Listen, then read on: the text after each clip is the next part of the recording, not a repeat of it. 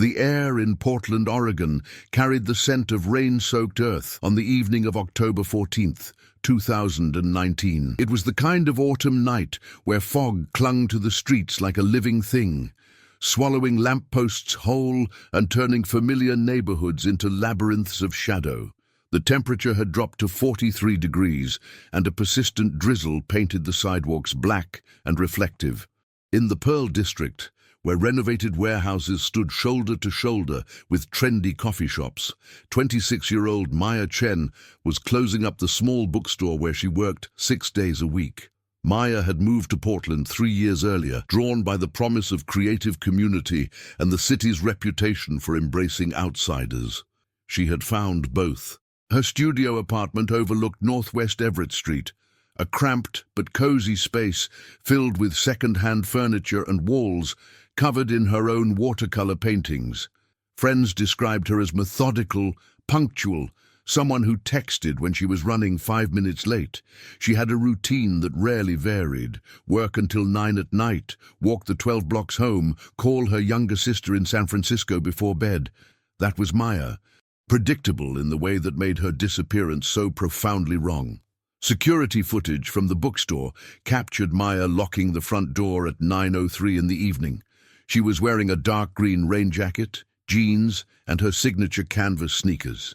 Her backpack, a faded burgundy color she had owned since college, hung from her left shoulder.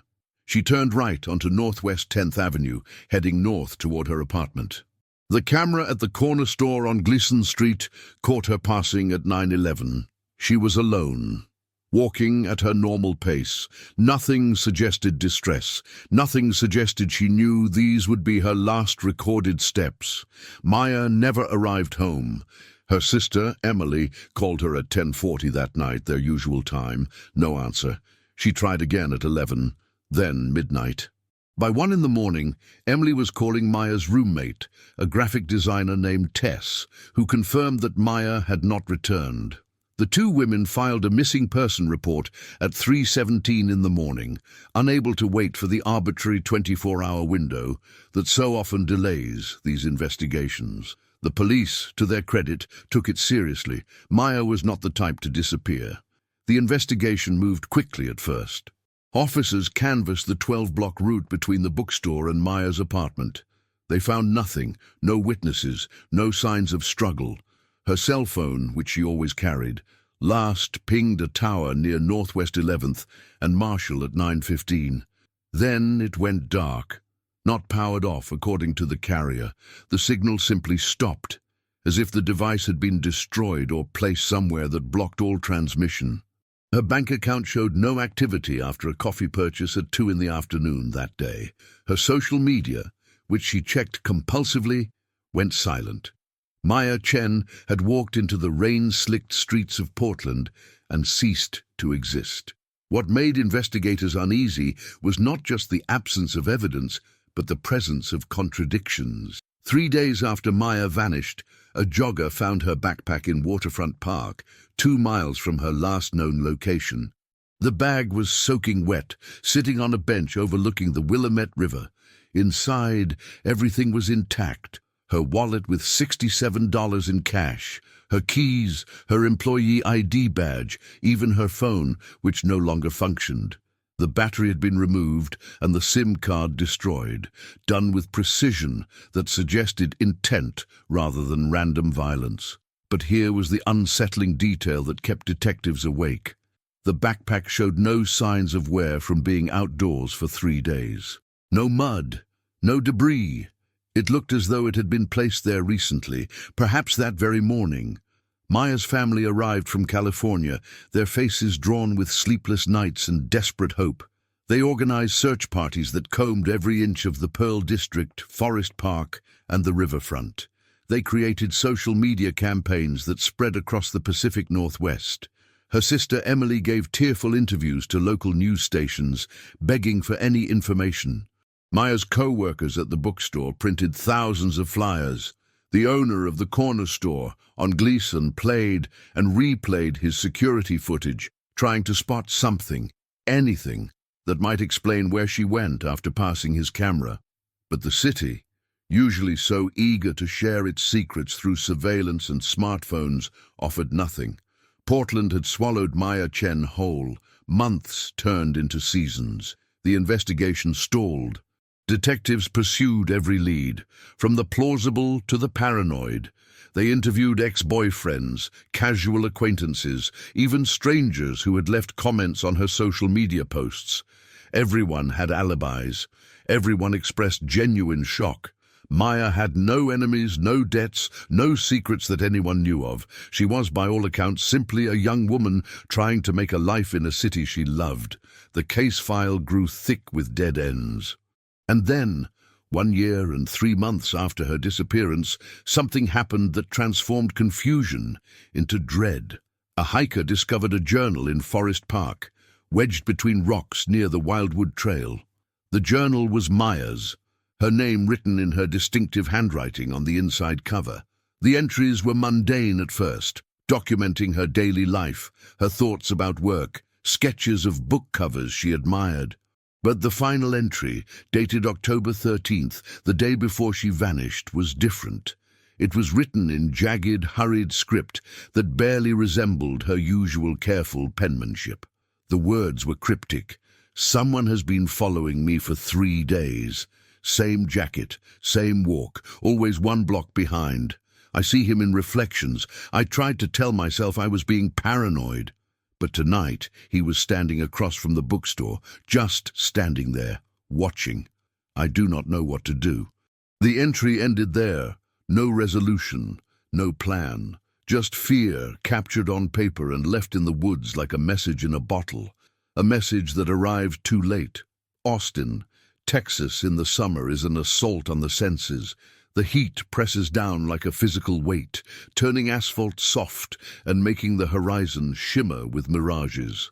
On July 27th, 2021, the temperature climbed to 103 degrees by early afternoon. The kind of heat that empties streets and drives people into air-conditioned sanctuaries. But Marcus Webb was not bothered by heat.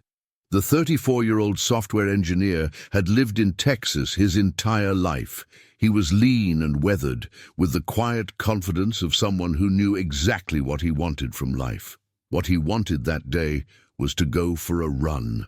Marcus lived alone in a modest house in the Bolden Creek neighborhood, a trendy area just south of Lady Bird Lake. His home was orderly to the point of being austere, everything in its place, bills paid automatically, groceries delivered on schedule. He worked remotely for a tech company based in California, which meant his days were structured around code and video calls. Friends said he was intensely private but dependable. If he committed to something, he followed through. Every Sunday at 3 in the afternoon, Marcus ran the trail around Lady Bird Lake. 10 miles, no matter the weather. He had done this for 4 years, without missing a single week. July 27th was a Sunday. He left his house at 2:53, captured by his own doorbell camera. He wore a light blue running shirt, black shorts, and wireless earbuds. His fitness watch, a device that tracked every heartbeat and mile, was secured to his left wrist. Marcus locked his door and stretched briefly on the front porch, before jogging toward the lake trail. Neighbors would later say they saw him that afternoon, waving as he passed. One woman, walking her dog, remembered thinking he looked focused, as always. His expression was calm. There was no indication that anything was wrong. Marcus reached the trail at 3:07 and started his run clockwise around the lake, the path he always took. The trail around Lady Bird Lake is popular, especially on weekends. Even in brutal heat, runners and cyclists share the path, seeking relief in the shade of oak trees and the sight of water. Marcus passed several people during the first 3 miles. A cyclist remembered seeing him near the Lamar Boulevard Bridge. A group of tourists recalled a man matching his description running past them near the pedestrian bridge. His fitness watch recorded every step, every fluctuation in heart rate. At 3:42, 4.6 miles into his run, the data stopped. Not gradually, as if he had slowed to a walk, not erratically, as if he had collapsed. The watch simply ceased recording, mid-stride, as though Marcus Webb had been erased from existence.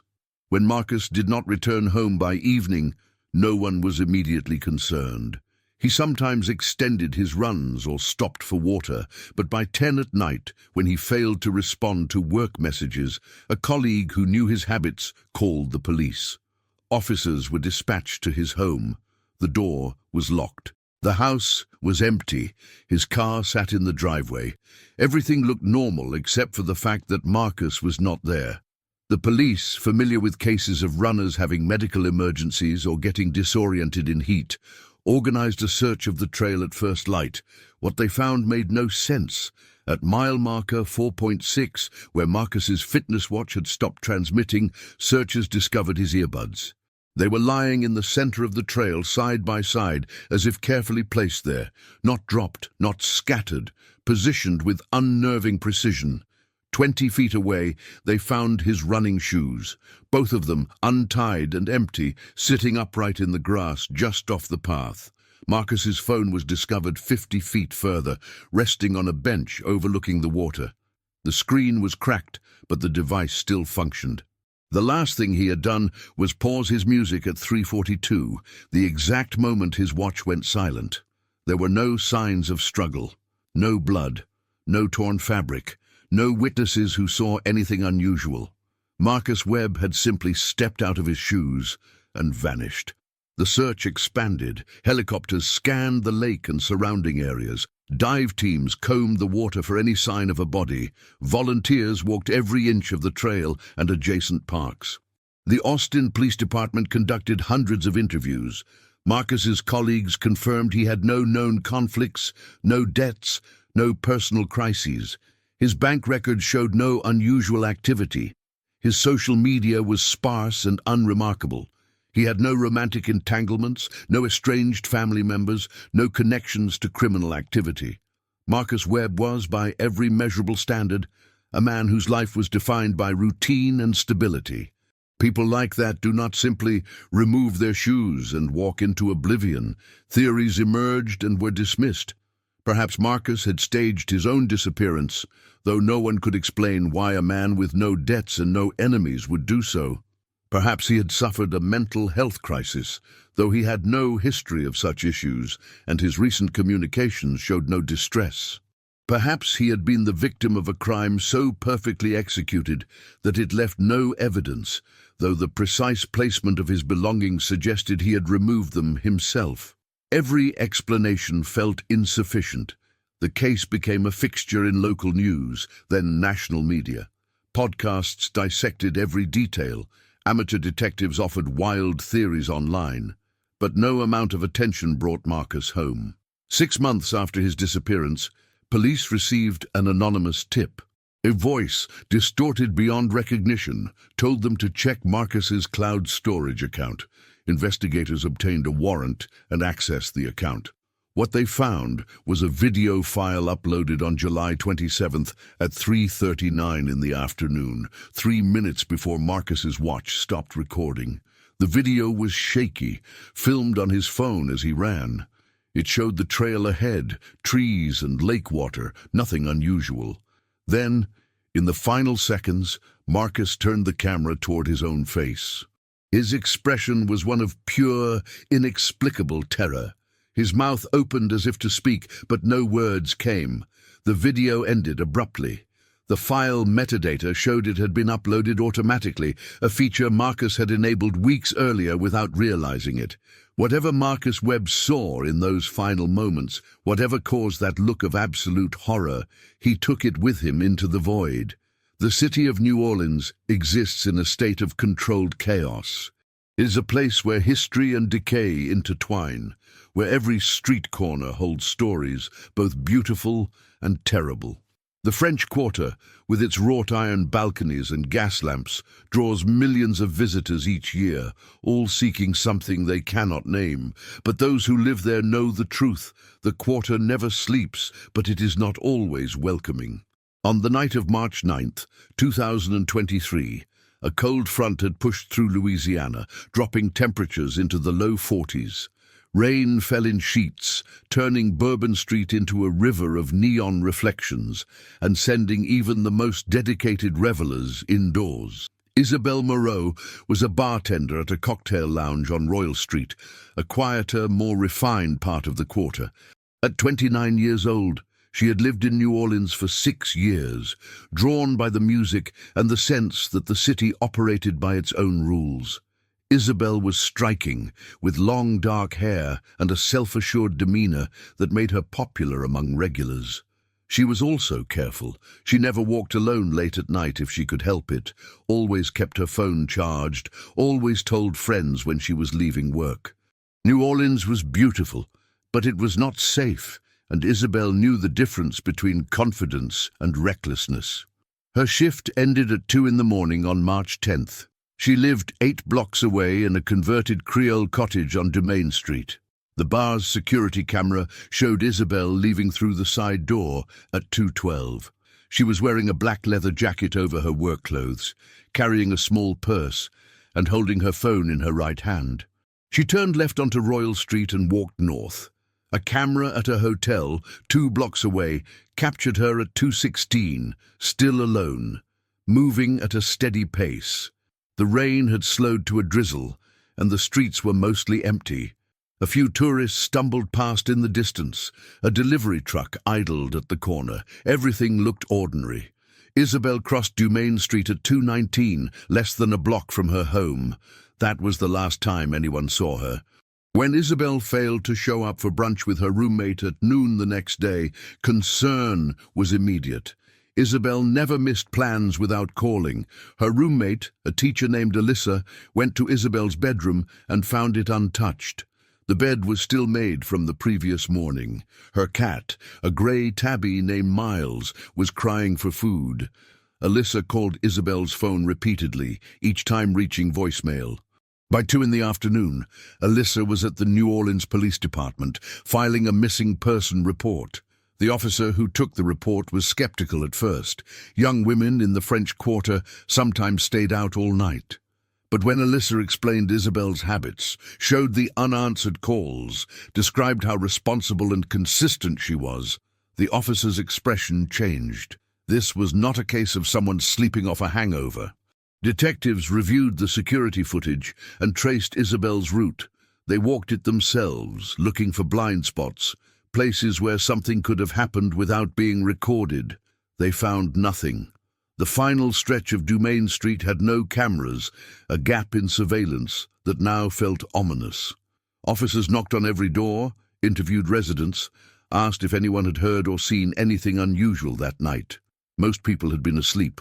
One elderly man recalled hearing what sounded like a car door slamming around 2:30 in the morning, but he could not say where it had come from or what kind of vehicle it might have been.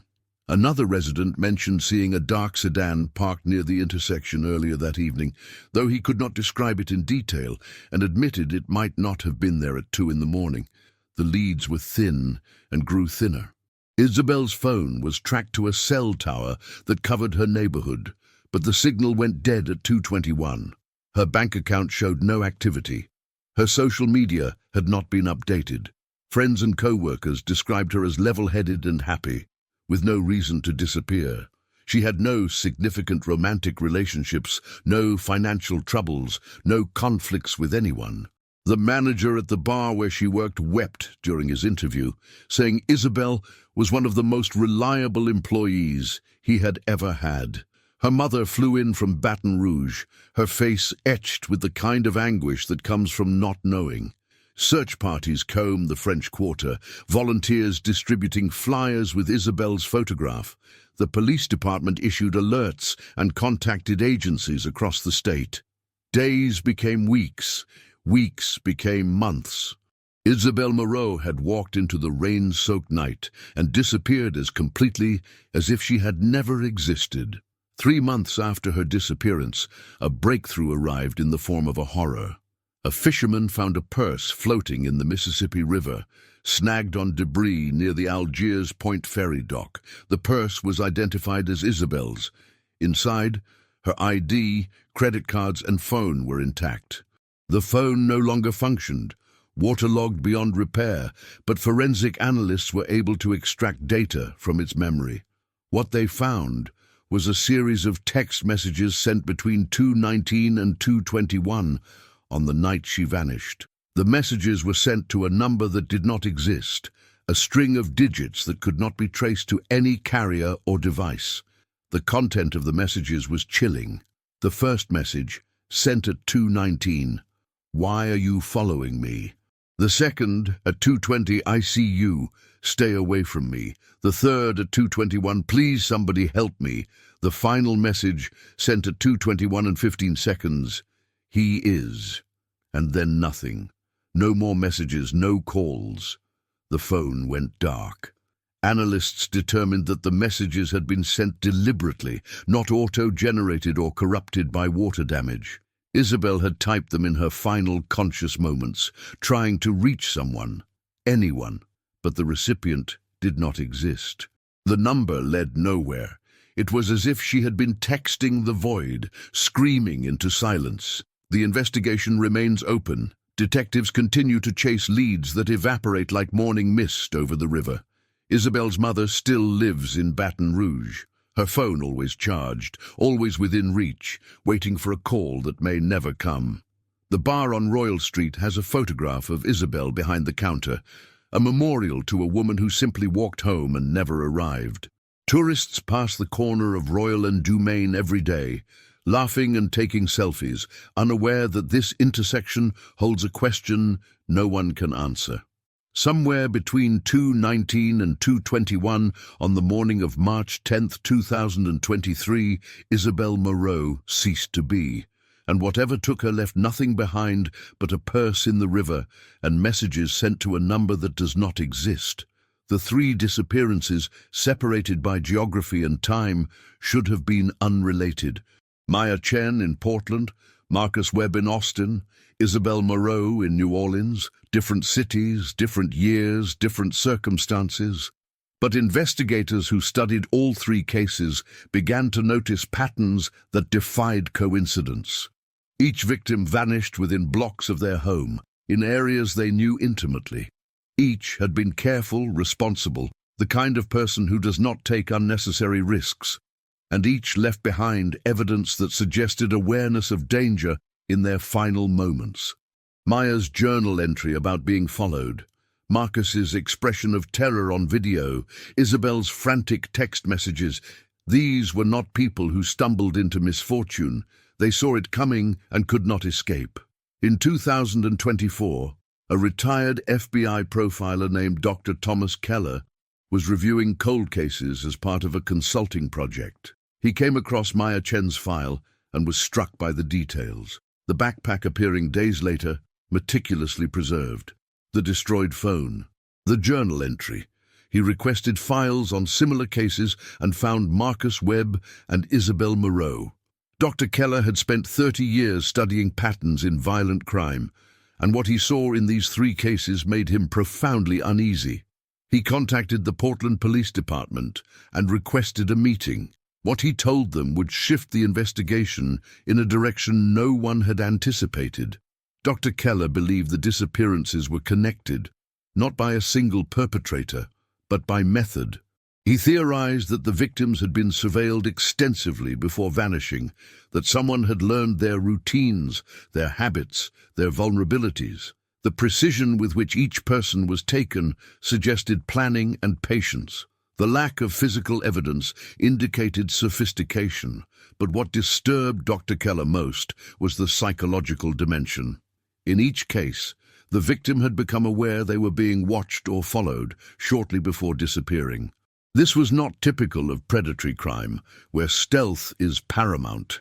It was as if the victims were meant to know, as if their fear was part of the design. The Portland detectives were skeptical at first, but they agreed to share information with their counterparts in Austin and New Orleans. A task force was quietly formed, operating outside official channels to avoid media attention. Investigators began comparing every detail. They looked for overlaps in travel history, social media connections, financial transactions. They found nothing. Maya, Marcus, and Isabel had never met, never visited the same places, never interacted online. Their lives were entirely separate, yet the similarities in their disappearances persisted. Each had vanished during a routine activity. Each had left behind belongings that were later discovered in strange locations or conditions. Each had expressed fear or awareness of danger just before going missing. The odds of this being coincidental were astronomically low. The task force expanded its search to other unsolved disappearances across the United States. They found 17 additional cases over the past decade that shared similar characteristics. Young adults, urban environments, no prior history of risky behavior, evidence of surveillance or stalking in the days before vanishing. The cases spanned Seattle, Denver, Chicago, Philadelphia, and Atlanta. None of the victims had been found. In several cases, personal items had been discovered weeks or months later in locations far from where the person was last seen. The task force compiled a database looking for geographic patterns, temporal clusters, anything that might reveal a connection. What emerged was not a pattern, but an absence of pattern.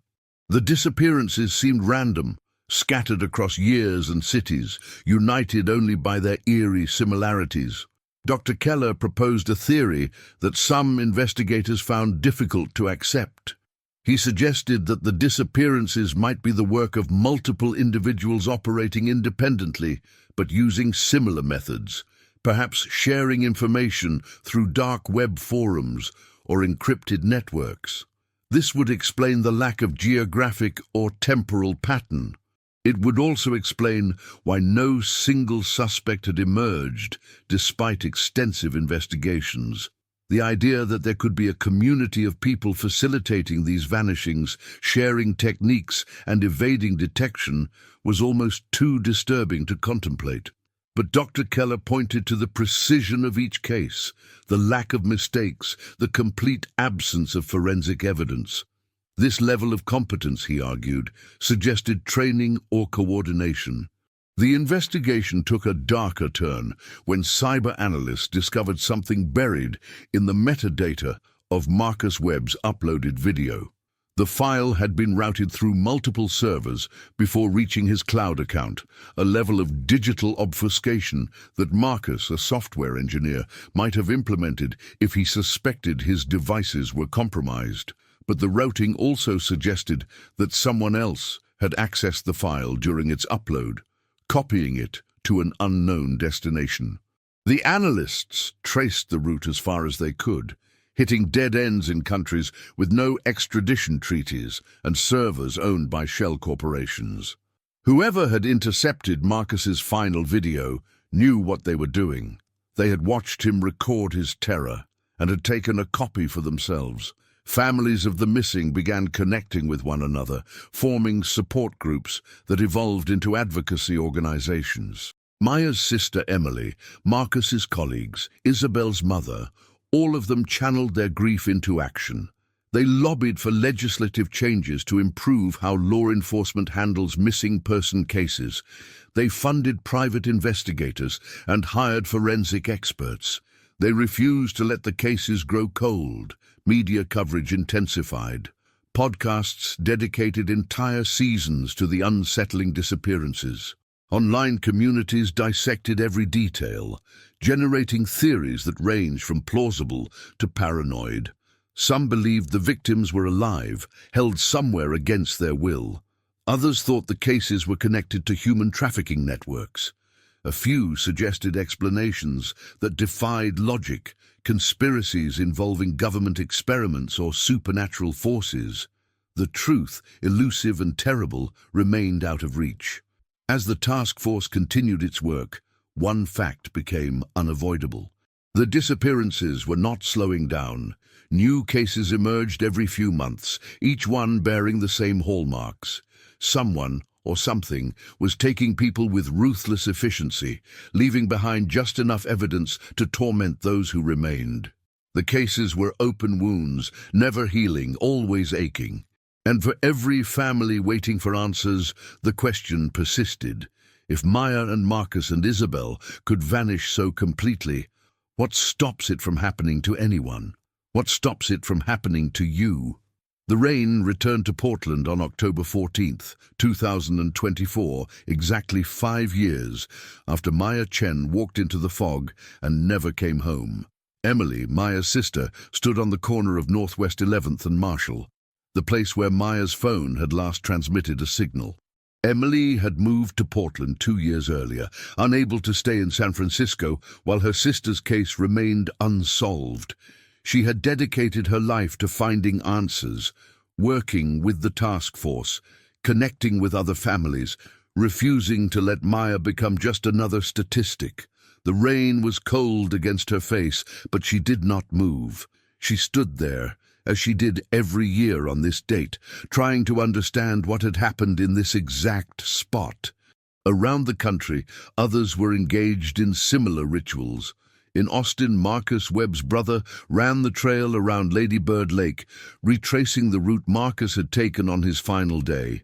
He did this every month, wearing one of Marcus's old running shirts, headphones playing the same music Marcus had listened to.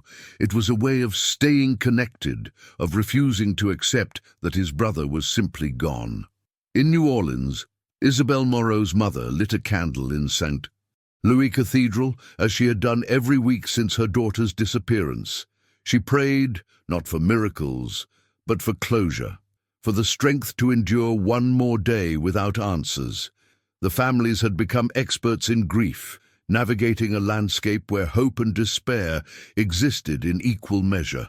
Dr. Keller continued his work, now consulting full-time on the connected cases. He had become obsessed, driven by the belief that solving one disappearance would unlock the others. He spent his days reviewing files, his nights lying awake, turning over details in his mind. He had developed a theory, one he had not yet shared with the task force because it sounded too much like paranoia. He believed the vanishings were not random crimes of opportunity, but selections, that the victims were chosen for specific reasons, perhaps characteristics or behaviors that made them vulnerable in ways no one could predict. The lack of connection between victims was itself a connection, a deliberate strategy to avoid detection. Whoever was behind this understood that patterns could be traced, so they created an absence of pattern.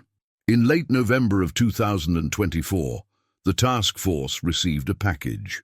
It arrived at the Portland Police Department, addressed to no one in particular, with no return address. Inside was a USB drive. The contents of the drive were encrypted, requiring days of work by cyber analysts to access.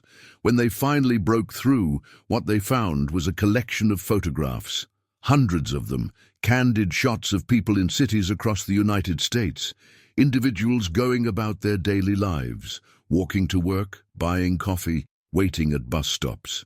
None of the photographs were dated, and many of the people in them could not be identified. But among the images, investigators found photographs of Maya Chen, Marcus Webb, and Isabel Moreau, all taken in the weeks before they disappeared. The photographs were chilling in their mundanity. Maya outside the bookstore, Marcus stretching before a run, Isabel leaving her apartment. The images captured moments that should have been private, routine, forgettable, but they had been observed, documented, preserved. The task force realized they were looking at evidence of extensive surveillance, proof that the victims had been watched long before they vanished. But the photographs raised more questions than they answered. Who had taken them? Why send them now, years after some of the disappearances? And most disturbingly, were the other people in the photographs also targets? The task force began the painstaking process of trying to identify everyone in the images, a task that would take months and might ultimately prove impossible. Emily received a call from the Portland Police Department in early December. They asked her to come in, said they had something to show her. She sat in a conference room, her hands trembling, as a detective placed a photograph in front of her. It was Maya, standing on the corner where Emily now stood every October 14th. The photograph had been taken at night, in the rain, on October 14th, 2019. Maya was looking directly at the camera, her expression one of confusion and fear. She knew she was being photographed. She knew she was being watched. The detective explained that this image had been on the USB drive. Emily stared at her sister's face, frozen in that moment of terrible awareness, and felt something break inside her. Maya had been afraid. She had known, and no one had been able to help her.